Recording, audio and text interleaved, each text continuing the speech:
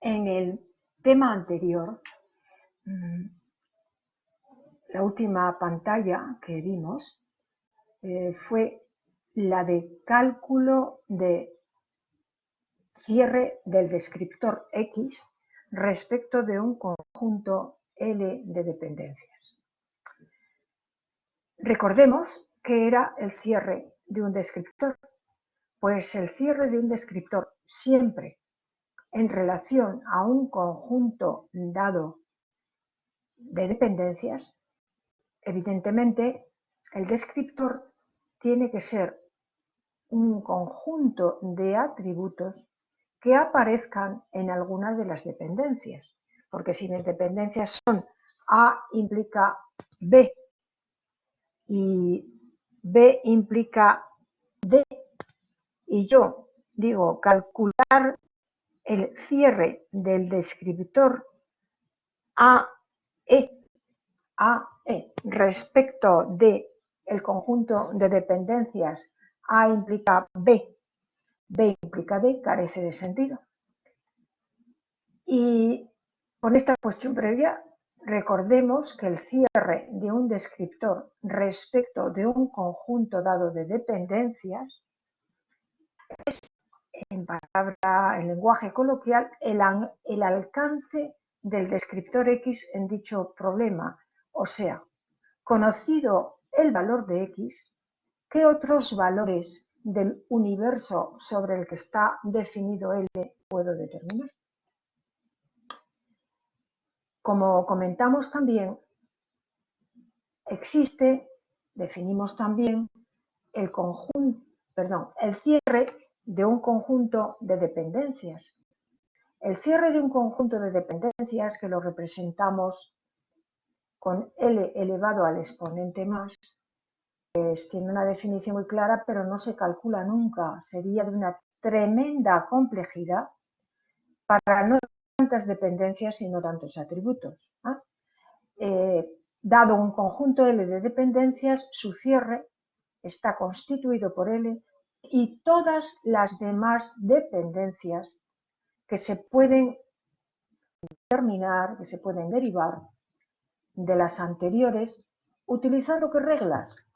Pues unas reglas que son las reglas de Armstrong y que tienen la evidente propiedad de ser correctas, es decir, cualquiera de ellas se ve claramente que es correcta. Por ejemplo, la transitividad, que la pusimos ahí. A implica B, B implica C, pues entonces A implica C. O sea, si son reglas correctas, lo que se deduce aplicándolas es también correcto. Ahora bien, este conjunto tiene la propiedad importantísima y nada evidente de ser completo. En un sentido como lógica, es decir, que aplicando las reglas de Armstrong y solo ellas, podemos calcular el cierre de L, o sea, el conjunto de todas las dependencias que también van a ser ciertas. Este es un problema complejísimo que afortunadamente no vamos a tener que abordar nunca, pero vamos a invocar el concepto de cierre de en alguna ocasión, pero nada más. Sí vamos a calcular, que es sumamente sencillo y sumamente necesario y útil, lo que es, o mejor dicho, cómo se calcula el cierre de un descriptor con relación a un conjunto de dependencias L. Vamos a ver qué quiere decir esto que tenemos aquí. Y luego veremos sobre ejemplos el cálculo del cierre de un descriptor y veréis que es un proceso iterativo que concluye bastante rápidamente y que es muy fácil. Proceso iterativo. Iteración 0. X0 es X, el propio descriptor. Xi más 1 es el Xi de la iteración anterior, unión I. ¿Qué es I? I es un conjunto es un conjunto de atributos, un descriptor, tal que Z es un subconjunto de de X elevado a Y. Z es un subconjunto de X elevado a Y. Y Z implica Y aparece en el conjunto L. Vamos a ver, me explico, porque este es el caso que estamos haciendo con el que calculamos las iteraciones. Me dan, repito ejemplos, me dan un descriptor X, calcúlame, y por supuesto me dan un conjunto de dependencias L, y dice, el problema es, calcula el cierre de X respecto de L. Vale. Pues el primer elemento o paso de la iteración me dice X0 es X. A continuación busco en el conjunto L de dependencias que empiecen, cuyo implicante sea X o un subconjunto de X. Si las encuentro, añado al X el segundo miembro de esta implicación, el implicado. Y tengo una iteración. La siguiente, pues lo mismo, ya tengo el XY, voy al XY más 1 y digo que generalmente será X y algo más. Busco dependencias de mi conjunto cuyo implicante sea XY o un subconjunto de XY. Si lo encuentro, tal tipo de dependencia, añado el segundo miembro. Por supuesto que las dependencias que he utilizado en un paso no las vuelvo a utilizar. Si dos iteraciones consecutivas coinciden, ahí tengo el cierre. O bien, si en una iteración alcanzo T. También acabo, porque nada más se va a poder añadir. Bueno, pues el concepto de cierre de un descriptor respecto a un conjunto dado de dependencias, importantísimo.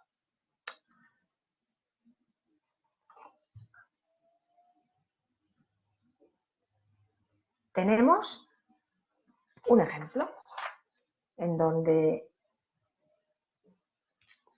el conjunto dado de dependencias es A implica BC, C implica D, AC implica E, AB implica C, F implica A. Conjunto L de dependencias. Y un descriptor X igual a AB. Y me dicen calcular el cierre de este descriptor respecto de él. Primera consideración. Cabe calcular, determinar el cierre de AB respecto de este conjunto de dependencias. Pues sí, porque la A, la B y la E aparecen, todas ellas, todos estos atributos aparecen formando parte de alguna dependencia de él. Entonces, primer paso de la iteración. X0 es X, A, B, E. Segundo paso de la iteración. X1 es AB y, ¿qué más? Pues busco si existe alguna dependencia que esté implicada por el propio AB o alguno de sus subconjuntos. Vale, pues entonces vamos a la primera que me dice que, que A implica BC. Tengo que usarla, ¿por qué? Porque A, el implicante, es un subconjunto de X. ¿Qué añado? BC. Añado BC. Como la B ya existe, realmente solo añado la C como de nuevas. Entonces tenemos x1 sería A, B, C, E. Siempre me gusta usar el orden lexicográfico. A, B, C, E. Y seguimos. Ya la A implica BC, no la vuelvo a consultar. C implica D. A ver, la C aparece en X1. Por tanto, X2 es A, B, C, D, E. A, B, C, D, E. Y sigo. ¿Existe alguna dependencia que no haya usado todavía cuyo implicante sea subconjunto de A, B, C, D? Pues vamos a ver. Vamos a ver. Pues AC implica E. AC implica E me valdría, pero no añade nada nuevo. AB implica C me valdría, pero no añade nada nuevo. Y F implica A no me vale, porque la F no es subconjunto. Luego, la iteración 2 coincide con la 1 y al ser idénticas estas dos iteraciones consecutivas, he hallado el cierre, que será A, B, C, D. Ya veis que es muy fácil.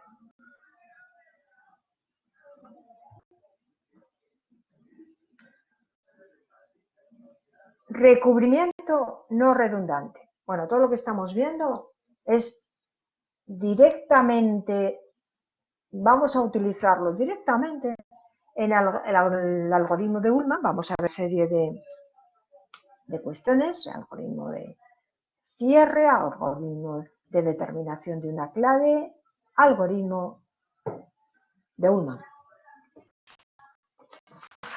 Entonces, ¿qué entendemos o qué se entiende por recubrimiento no redundante? Bueno, sea L un conjunto de dependencias definidas sobre un universo T y sea M otro conjunto de dependencias definidas sobre el mismo universo T. Para que sean L recubrimiento de M y M recubrimiento de L, es una relación simétrica, tiene que darse que el cierre de L sea igual al cierre de M. Quiere decir que L y M tienen que ser equivalentes, que yo, formulando dependencias que están en dos conjuntos distintos, L y M, pues resulta que, formulando, repito, dos conjuntos distintos, estoy representando la misma información, las mismas reglas que existen, que conectan entre sí los atributos. Bueno, pues esto es lo que en literatura, si consultáis, bibliografía, pues se llama casi todavía en inglés cover. Y bueno, pues en español es recubrimiento. Quiere decir equivalencia entre dos conjuntos bajo un cierto punto de vista, el que nos interese. Aquí nos interesa que L y M me estén representando el mismo modelo. Bien, entonces, el algoritmo de Ullmann, el algoritmo de diseño que vamos a ver, se aplica sobre conjuntos de dependencias no redundantes. Es decir, yo formulo un conjunto L de dependencias de acuerdo a las especificaciones que tengo y ese conjunto, ya dijimos en su momento que lo más, no es que sea lo más, es que condición indispensable es que sea correcto y completo. Es decir, que toda dependencia que yo incluya en L sea correcta. Y además, que el conjunto que yo formulo sea sea completo. Verificar la corrección es muy fácil y bueno, el que un conjunto sea completo ya es cuestión de un poquito de pericia en el diseño, porque claro, a mí me dan una serie de atributos y una serie de información, de especificaciones, y debe de ser el analista el que no se olvide de poner información relevante, ¿no? Pero el carácter completo, así a bote pronto, no hay una fórmula mágica que me dice para que el conjunto que tú defines sea completo, ping, aplíquese, ¿no? No. Bueno. Bien. Frente a un mismo problema, dos analistas distintos pueden formular dos conjuntos distintos de dependencias, uno L y otro M. Y resulta que o bien son equivalentes o no lo son. Y si no lo son, pudiera ser que ambos estén mal, que uno esté mal y otro bien. En cualquier caso, vamos a definir lo que es un conjunto no redundante. Y como es muy difícil establecer la equivalencia entre dos conjuntos de dependencias, podemos definirla. Serán equivalentes, serán mutuamente recubrimientos y sus cierres coinciden. Entonces, en la práctica, la cosa es la siguiente. Yo tengo definidos un conjunto de dependencias y lo reviso muchas veces y digo, pues esto es lo que hay. Todas las dependencias que yo he puesto son correctas y además completas. No hay nada relevante que yo me haya olvidado. Vale, entonces, seguramente mi conjunto, puede que sea correcto de todas maneras, lo doy por bueno. Esto es lo que hay y va a ser la entrada de mi diseño.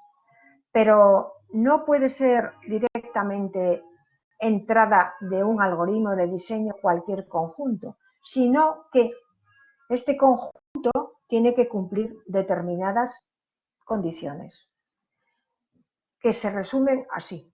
El conjunto que yo proporciono al algoritmo como entrada para un diseño no puede ser redundante. Entonces, tengo que eliminar redundancia. Y para eliminar redundancia, en definitiva, lo que hago es aplicar las reglas que vamos a ver ahora. De tal manera que al final del proceso de eliminación de redundancia, yo obtengo otro conjunto que vamos a llamar M, que con seguridad equivale a L. ¿Por qué con seguridad? Porque para determinarlo, lo que voy a hacer es aplicar las reglas de Armstrong.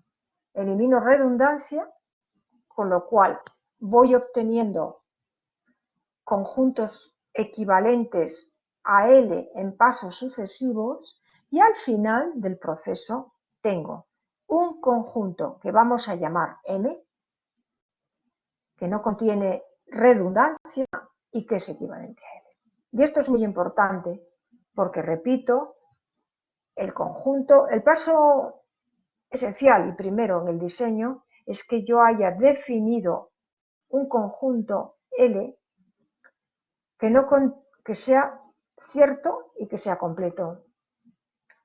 Pero es bastante normal que contenga redundancia. Esa redundancia hay que eliminarla. Y al final, repito, de este proceso voy a obtener un conjunto equivalente al primero que vamos a llamar M y además no redundante.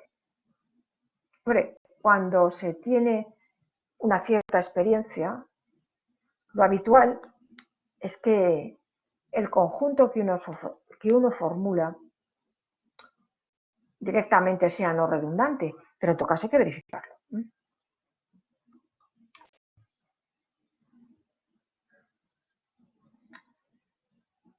Entonces, el procedimiento que vamos a aplicar para obtener un conjunto equivalente al dado y que sea no redundante procede en 3 pasos.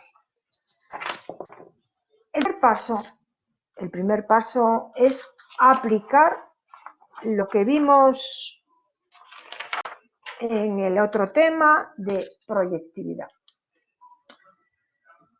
Si yo tengo una dependencia en mi conjunto L, digamos A implica BC, esta dependencia es equivalente a otras dos. A implica B y A implica C. Entonces, aplico proyectividad de forma que todo implicado conste de un único atributo.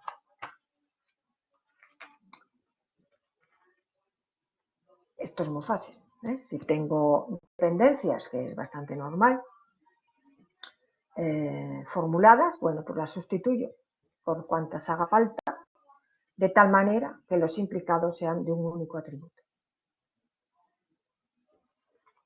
Si tengo implicantes compuestos, o sea, constituidos por más de un atributo, es posible que yo haya metido redundancia o sobreespecificación a nivel de datos en el implicante. A este tipo de sobreespecificación o de redundancia a nivel de atributos, pues es lo que se llama existencia de atributos superfluos.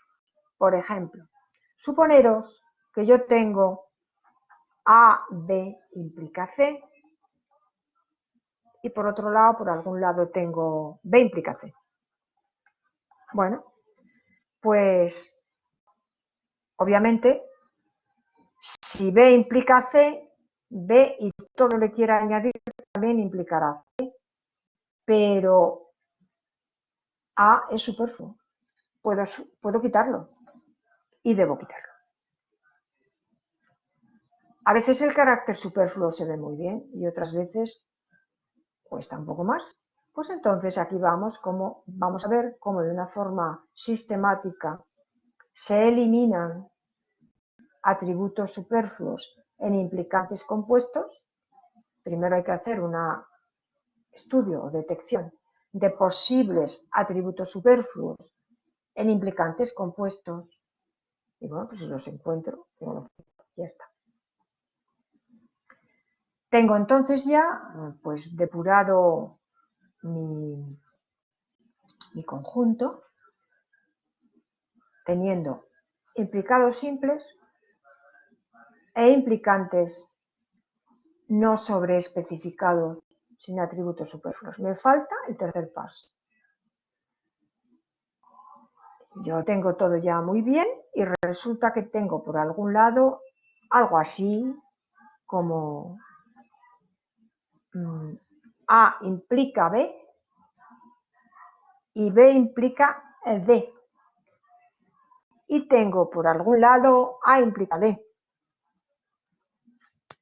Pues claramente A implica D sería redundante porque se puede deducir de A implica B, B implica D. Bueno, pues a veces las redundancias a nivel de dependencia son bastante obvias y otras veces no lo son tanto. Y entonces, bueno, pues el siguiente y último paso es estudio de la posible del carácter redundante de una dependencia y caso de que una dependencia sea redundante, se elimina. Bueno, pues ya está. Aquí aclara algo más, pero que lo vamos a ver sobre un ejemplo. Dice, hemos definido qué es un atributo superfluo, qué es una dependencia redundante. Pues un atributo en un implicante compuesto, hemos dicho que es superfluo si al suprimirlo me queda una dependencia que es correcta, que puedo quitarle los superfluos. Por ejemplo, suponeros, pero vamos a verlo ahora en un ejemplo, suponeros que en el conjunto L existe una dependencia que dice A D implica F. A D implica F. Y yo estoy haciendo el estudio de atributos superfluos y digo, me sobrará la A, me sobrará la D. Si sobra la A, si A es superfluo, D implica F, es cierto. Entonces, si D implica F es cierta, pues aunque no esté específicamente o expresamente contemplada en L, va a pertenecer al cierre de L. Procedimiento. Un atributo en un implicante compuesto es superfluo si al eliminarlo el cierre del nuevo implicante contiene al atributo implicado. Por ejemplo, esto lo vamos a ver enseguida mediante un ejemplo y más de un ejemplo. AD implica F. ¿Es A superfluo? No lo sé, vamos a verlo. Calculo el cierre de D respecto de L. Si este cierre contiene a la A, puedo suprimirlo. Y si no lo contiene, no lo suprimo. Estudiaría entonces la D. ¿Será D superfluo? Calculo el cierre de A respecto de L y si este cierre contiene a D, es superfluo. Si no, ahora vamos a ver ejemplos muy sencillos.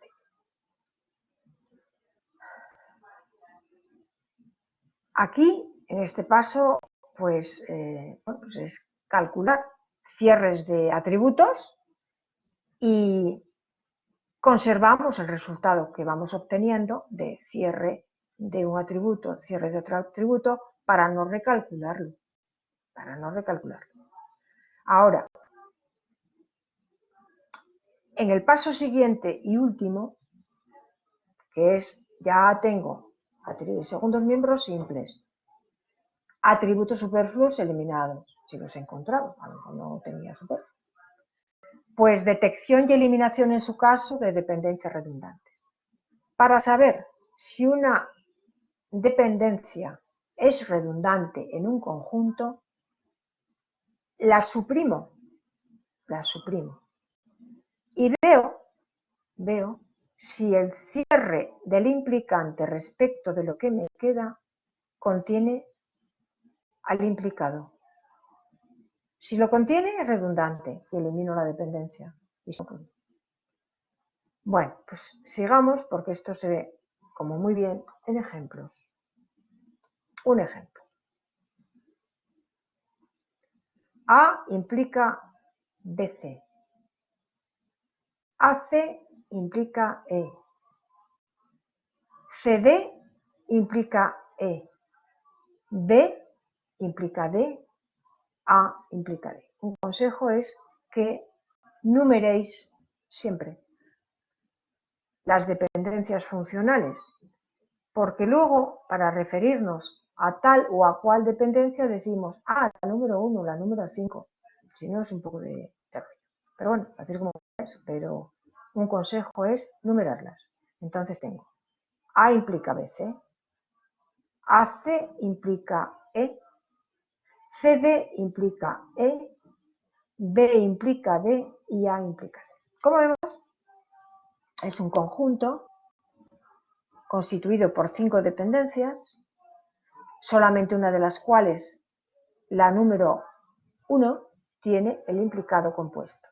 De acuerdo con el primer paso sencillo que comentamos, voy a sustituirla por 2 en este caso. A implica B, A implica C. Las demás ya se quedan constantes. Entonces,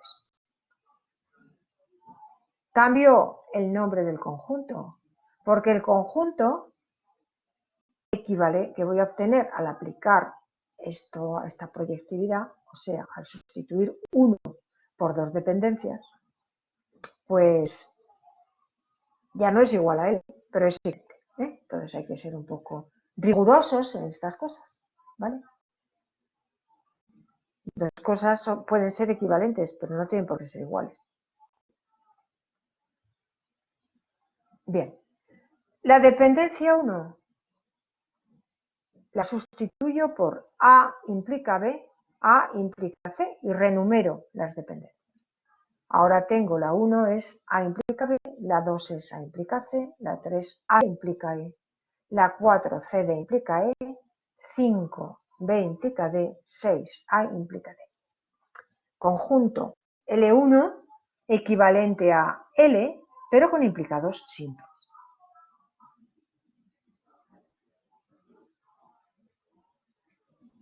Ahora tengo que averiguar, estudiar, si tengo atributos superfluos. Voy a la diapositiva anterior y el estudio lo tengo que hacer en la 3 y en la 4, porque la 1, la 2, la 5 y la 6 tienen implicantes simples. Y si tengo implicantes simples, pues no hay nada que estudiar ahí de posibles atributos superfluos. Entonces, en la dependencia número 3, puede ser A superfluo, C superfluo o ninguno de ellos.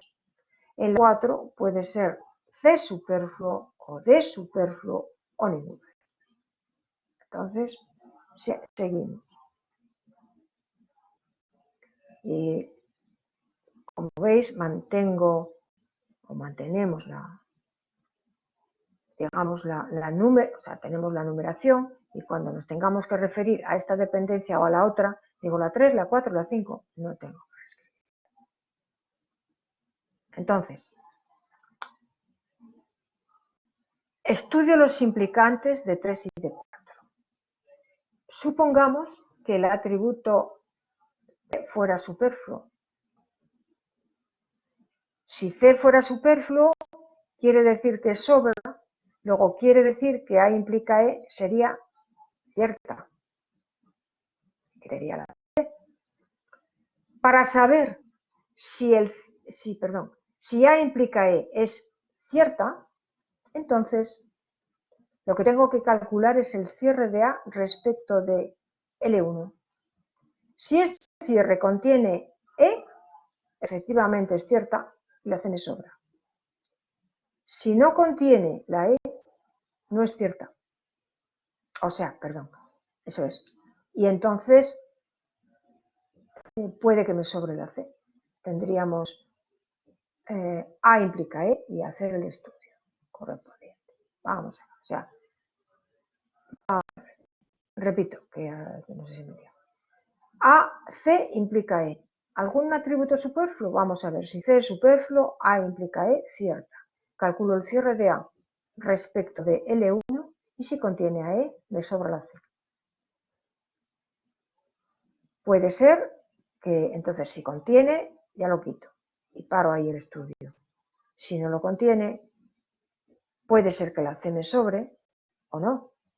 Calculo el cierre de C respecto de L1 y si contiene la E, la A me sobra. y si no, no me sobra. Y lo mismo con CD implica E.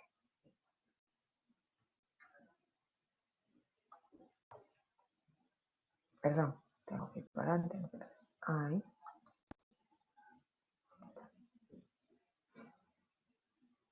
Bueno, pues si C es superfluo en 3, A implica E cierta. El cierre de A respecto de L1 es A, B, C, E, D. Contiene la E. Luego suprimo la C en 3 porque efectivamente pues será superfluo. Entonces, ¿cuál es el cierre de A respecto de L1? Vuelvo para atrás y veréis que es ese. El cierre de A respecto de L1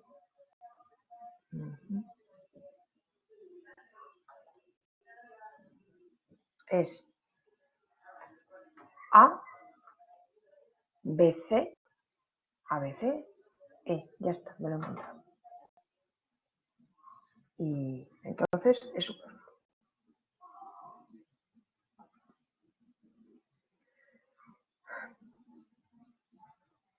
Bueno, entonces ahora voy con la dependencia cuarta.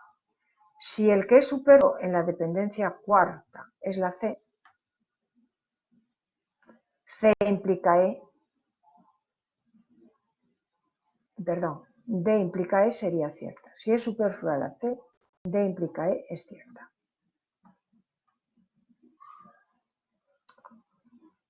Entonces, calculo el cierre, es muy fácil. El cierre de D respecto de L2 es D, por tanto el C no es superfluo. Ahora pruebo con el otro atributo, si D fuera superfluo, C implica E sería cierta, el cierre de D es C, luego D no es superfluo. No preocuparos que vamos a ver el próximo tema, que van a ser ejercicios sintácticos, no vamos a hartar de hacer estos ejercicios. Vamos a ver. Entonces, el conjunto L2 es equivalente a L y no tiene atributos superfluos. El último paso del algoritmo va a ser la supresión de posibles dependencias redundantes. Una dependencia en un contexto, en un conjunto, es redundante cuando al suprimirla del conjunto, la saco del conjunto y veo si la puedo deducir de lo que me queda. Pues si es así, redundante, la quito, si no.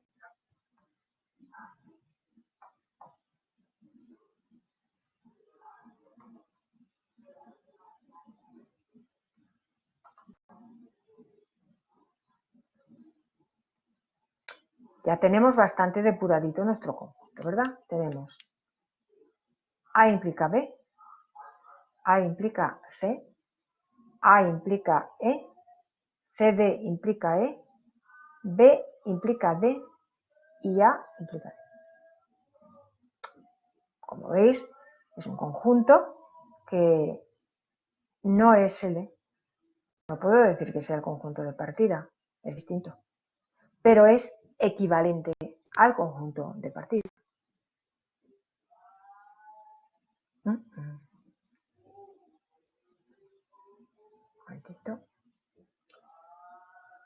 momento, a ver si no me es ninguna.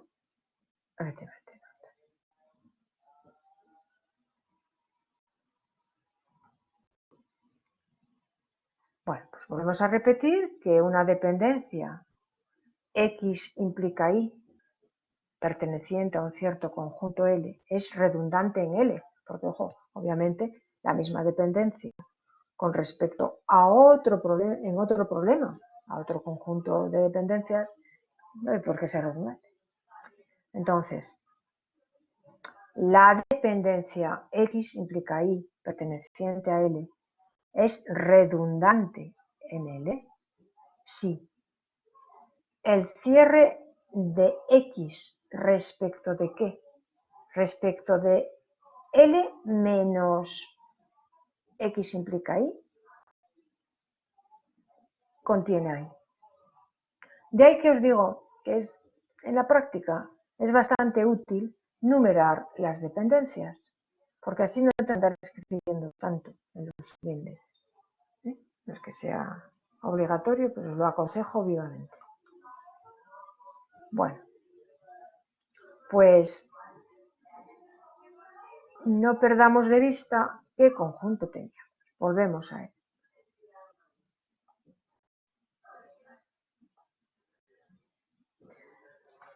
Nuestro conjunto es 1, 2, 3, 4, 5 y 6. 1. A implica B.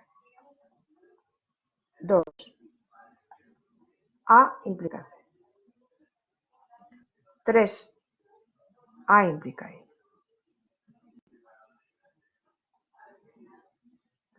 5. B implica D. 6. A implica D. A este conjunto, 1, 2, le habíamos llamado L2 y ya está. Nos queda depurar, eliminar las dependencias redundantes si es que. Volvemos. Pues vamos estudiando una a una todas las dependencias y si encontramos una redundante la quitamos y seguimos. Cierre de A, vamos con la primera.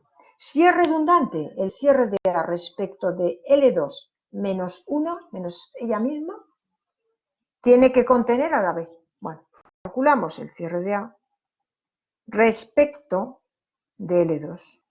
Cierre de A respecto de L2 es, habiendo quitado, respecto de L2 menos 1, menos la 1, pues es ACL. A, C, E, D. Claramente no contiene al segundo miembro, la B. Por tanto, esta dependencia 1 no es redundante. La marco como no redundante y sigo.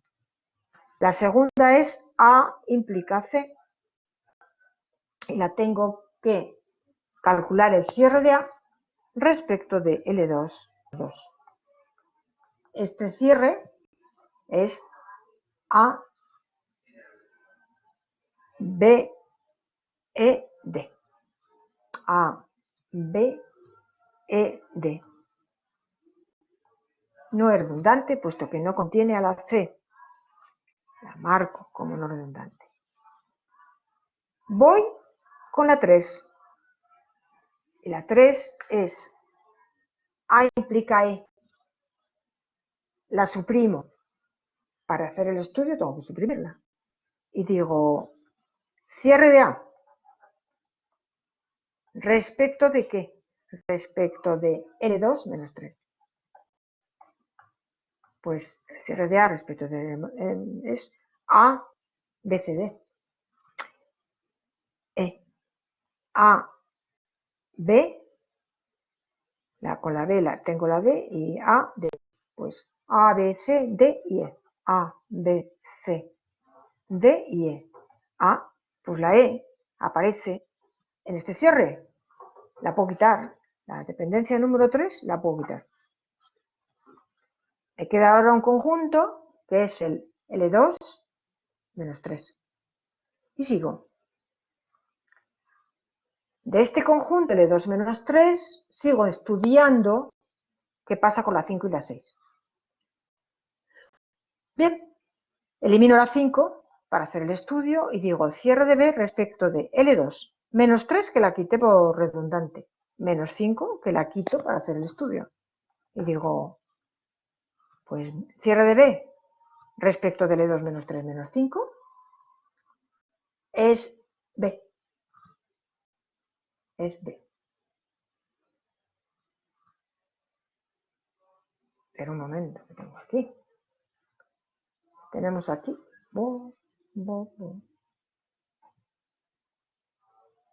A ver.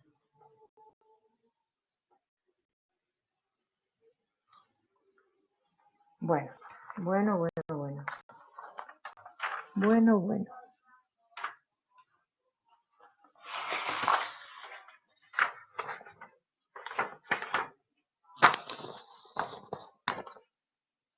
Perdonadme, me había saltado una dependencia. Repetimos esto. Vamos a ver. Ejemplo. Ajá.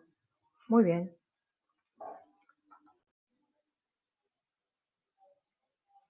Muy bien. Perdonad. Partimos otra vez de la pantalla 74. Me había saltado directamente en los pasos sucesivos CD implica E, creo. Vamos a ver. CD implica E, CD implica E, D no superfluo, C no superfluo, No, afortunadamente. Afortunadamente, hasta la pantalla 78 es buena, ¿eh? Porque teníamos bien eliminada la redundancia L2. O sea que, repito, bueno, voy a pasar deprisa, pero hasta ahí está bien. A ver. Conjunto inicial, 1, AB implica, perdón, A implica BC,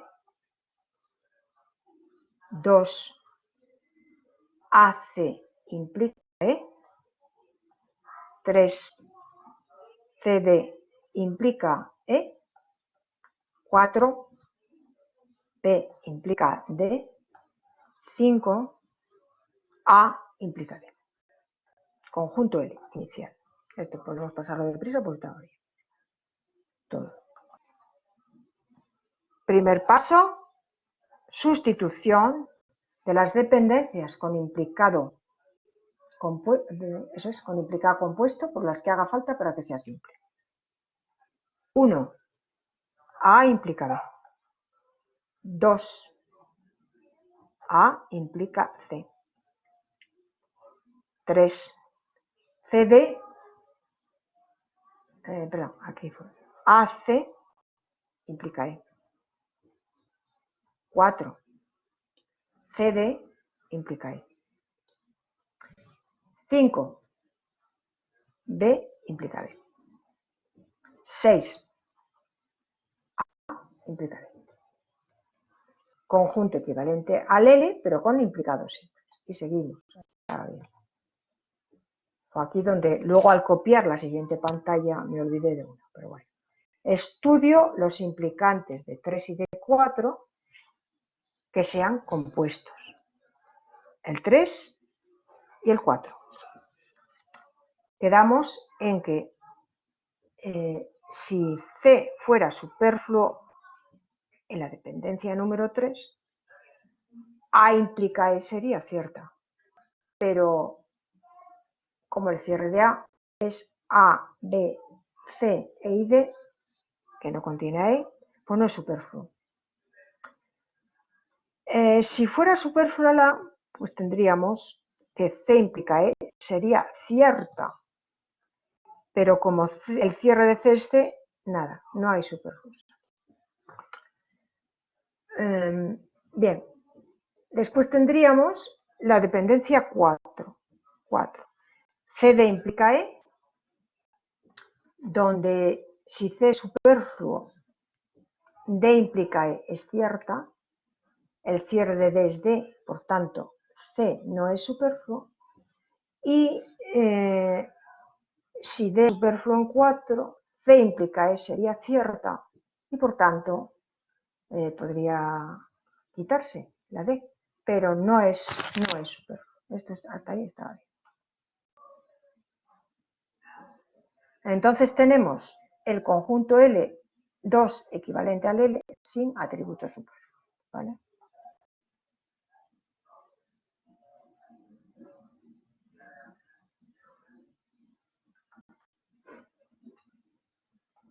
Conjunto L2, aquí tenemos. A partir de aquí seguimos. Eliminación de redundancia. O sea, la dependencia del conjunto que tenemos L2 es A implica B, A implica C, A implica E, CD implica E, B implica D y A implica D. Muy bien. Vamos a estudiar ahora, numeradas las dependencias, 1, 2, 3, 4, 5 y 6.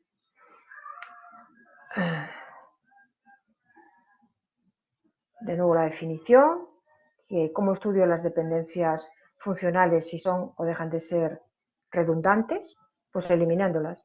En la que estoy estudiando la elimino y miro a ver si el cierre del implicante contiene al implicado. A partir de ya está todo bien. Vale. Entonces, estudio el carácter redundante o no de la primera y tengo cierre de A respecto de L2 menos 1 es A, C, E, D. No contiene a B, entonces marco la 1 como no redundante, no la puedo quitar. Y la 2. Vale, pues vamos a ver qué pasa. Cierre de A respecto de L2 menos 2. Y obtengo A, B, E, D. No aparece la C, no la puedo quitar. La marco como no redundante. Paso a la tercera. Cierre de A respecto de L2 menos 3. Y obtengo A, B, C, D y E. A, B, C, D y E, correcto. Entonces, me aparece la E.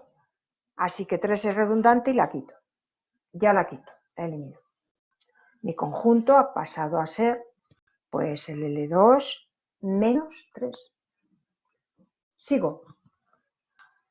CD implica E. ¿Es o no es redundante? La quito para estudiar la posible dependencia. Pues cierre de CD respecto de L2 menos 3 menos 4, porque al hacer el estudio la suprimo. Pues es CD, como podéis ver, cierre de CD es exactamente CD. Así que en CD no aparece E. 4 no es redundante y la marco como no redundante. Paso a la siguiente, que es B implica D. La número 5, pues el cierre de B es B. No es redundante. Y las 6, pues cierre de A respecto de ¿qué? De L2 menos 3, que la he quitado por redundante, menos 6, que es ella misma, que la quito para estudiarla, es A, B, C, D y E. ¿Me aparece la D? Sí. Como me aparece la D, esta dependencia la quito. Resultado.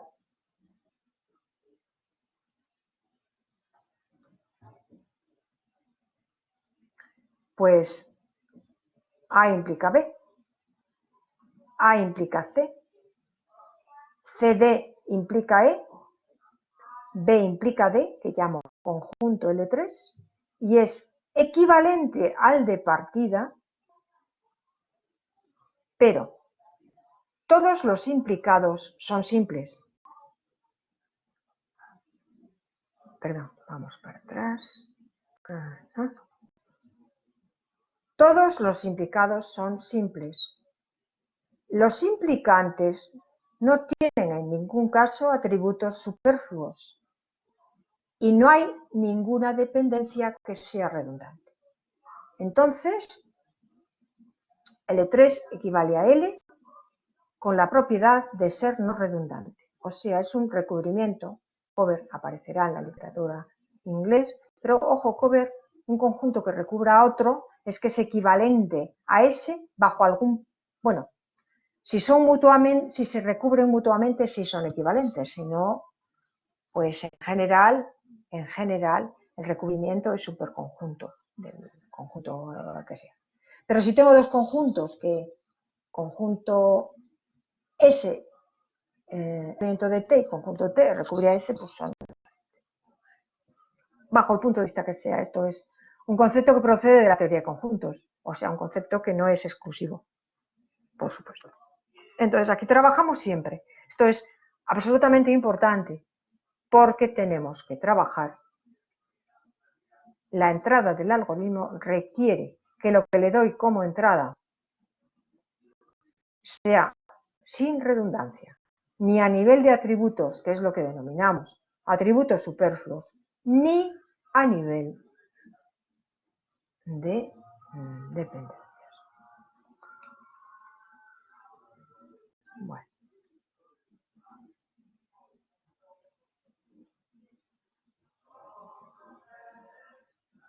A ver.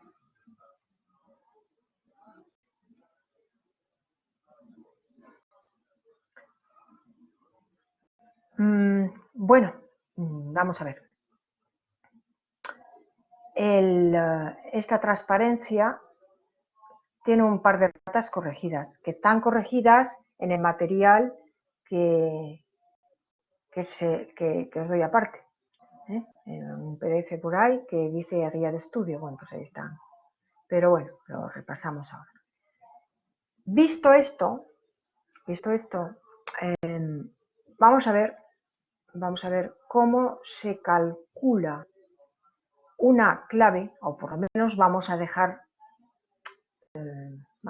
enunciado o descrito el algoritmo muy fácil que vamos a utilizar. Bueno, estamos en que hay que hacer un diseño a partir de un conjunto de atributos T, un conjunto de dependencias L que ya está depurado. ¿Vale? Con estas cosas ya prácticamente tenemos ya el algoritmo, que tiene distintos bloques, que es lo que estamos viendo. El algoritmo de Ullmann precisa del conocimiento de una clave. Aquí repetimos, ¿qué es una clave de ¿qué es una clave de RTL? ¿Qué es una clave de un esquema de relación? Ya lo vimos. Una clave es un descriptor, digamos K, tal que K implica T. O sea, conocida la clave, el valor de la clave, tengo conocido el valor de los demás atributos del sistema. Y además, esta clave es mínima. Este conjunto es mínimo. ¿En qué sentido? ¿En el sentido de que tenga el menor número posible de atributos? No. En general, en un esquema tendremos más de una clave. Y no tienen por qué ser de la misma longitud. Yo puedo tener una clave de un elemento, otra de 2, otra de 1 distinto, otra de 3, y todas son claves, si están bien calculadas. O sea, si tienen la propiedad de, conocido el valor de ese descriptor, conozco el valor de todos los demás atributos. Y además, a esa clave no le sobra ningún atributo. No está sobreespecificada. En este sentido, son descriptores mínimos. No quiere decir que sean de la menor longitud o número de atributos posible. Aquí, disculpar un error que está, repito, después no se reproduce cuando se hacen ejemplos, pero bueno. Tengo la entrada, o sea, bien, otra cosa muy importante. El problema de calcular todas las claves de un esquema es, desde el punto de vista teórico, es sencillo, pero desde el punto de vista de complejidad computacional es complejísimo. Afortunadamente, no se suele necesitar el conocimiento de todas las claves de un esquema. Desde luego, el algoritmo de Ullman necesita nada más que determinar una clave. El algoritmo muy sencillo que vamos a ver procede de forma iterativa, es rapidísimo y ya está. También se pueden aplicar para la determinación de una clave elementos de teoría de grafos. La verdad es que es un procedimiento complicadito, aunque hay veces que cuando abordamos, pero esto es para problemas, digamos, puramente teóricos para ejercitar las cosas, si trazamos el grafo asociado a un conjunto de dependencias, pues la cosa es muy fácil. O sea, una dependencia en principio sería, o sea, los descriptores ocuparían nodos y las dependencias serían arcos que van de un nodo a otro. Si tengo el X y el Y depende de X, pues la flecha va de X a Y. Bueno, haciendo este tipo de cuestiones, para problemas muy simples, puedo ser perfectamente capaz, si uno es limpio trazando sus gráficos, puedo ser capaz gráficamente de ver un descriptor que es clave, porque digo, aquí tengo un descriptor cuyo alcance es T y alcance es todo. Después ya quedaría depurar si tengo una clave o tengo una superclave. Este procedimiento no es hay que tener cuidado si uno no es muy ordenado haciendo las cosas. Y en cuanto tengo unos cuantos atributos y unas cuantas dependencias, y no tantas, no digamos en problemas así complejos. Entonces, afortunadamente, además, necesitamos solamente con una clave. Vamos a utilizar un procedimiento, un algoritmo que es muy sencillo y que procede también en pasos sucesivos iterativos y acaba muy pronto, la verdad. Bueno, entonces, lo primero, fijaros ya que se exige que L sea no redundante, ya lo doy por supuesto. L tiene que ser no redundante. Llamamos I al conjunto de atributos de T que aparecen en L solo como implicantes, error. O sea, atributos que aparecen solo a la izquierda, para entendernos. D es el conjunto de atributos de T que aparecen en L solo a la derecha. Como implicados. Entonces, solo a la izquierda no, solo a la derecha. O sea, y conjunto de implicantes de conjunto de implicados y ya está. Esto en los ejercicios afortunadamente lo vamos a ver bien. Ahora,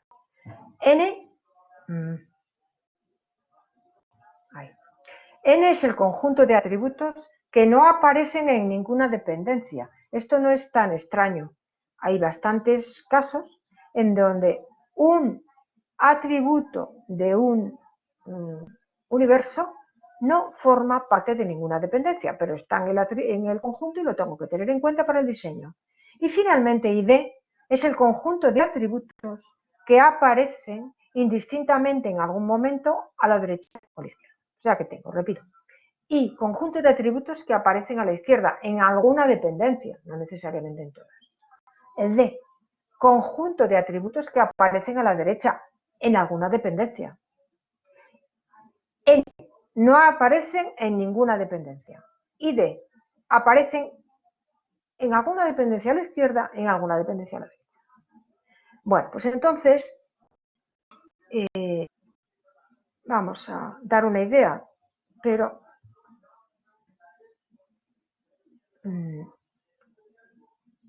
vamos a ver, así muy resumidamente no, esto es lo que es. O sea, genero, pero bueno, esto lo que es la aplicación. La aplicación, ejemplos prácticos, esto es súper sencillo, pues ya la vemos en el módulo siguiente. Tengo T, tengo L ya depurado, libre de dependencias redundantes y de atributos superfluos. genero el conjunto I, el conjunto D, el conjunto ID y el conjunto N. Entonces, Z es la unión de N y de I. Conjunto de atributos que no aparecen en ninguna dependencia, conjunto de atributos que aparecen solo a la izquierda. N unión I. Este conjunto Z es el núcleo o intersección de todas las claves. O sea, si yo conociera todas las claves, vería que la intersección de todas ellas es Z.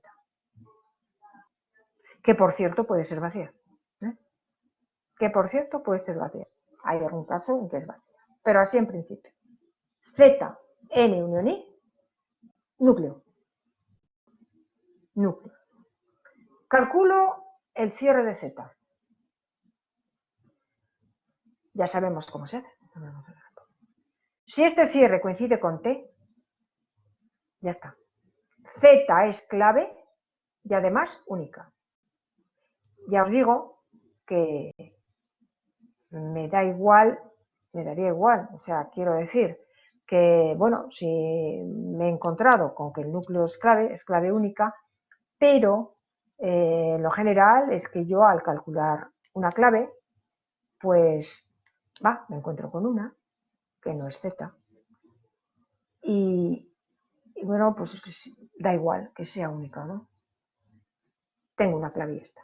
Entonces, en caso contrario, o sea, cuando el cierre de Z no es T, vamos añadiendo a Z atributos.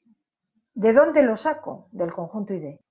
Ese conjunto formado por los atributos que aparecían indistintamente a la izquierda o a la derecha. Y pruebo hasta que el cierre sea T. En cuanto me encuentro con un descriptor que será Z y voy añadiéndole atributos uno a uno hasta que el cierre sea T, digo, anda, pues me paro aquí. Pero hay que comprobar si lo que he obtenido es una clave o una superclave. ¿Vale? Tengo que comprobar si he obtenido una clave o una superclave, porque imaginemos que yo tengo un núcleo que me dice AF y que el cierre de AF no esté. Y tengo el conjunto ID, pues, que es CDE. Y le añado, digo, bueno, pues si el cierre de AF no es T, le añado C y digo AFC. Muy bien. Si es el cierre es T, ya me paro. Porque he añadido solo atributo, el cierre de AF no era T, el cierre de AFC si es T, pues bueno, ahí tengo una clave seguro. Pero imaginemos que AFC todavía no tiene el cierre T, pues sigo añadiendo AFCD. Ahora resulta que el cierre es T. Qué bien.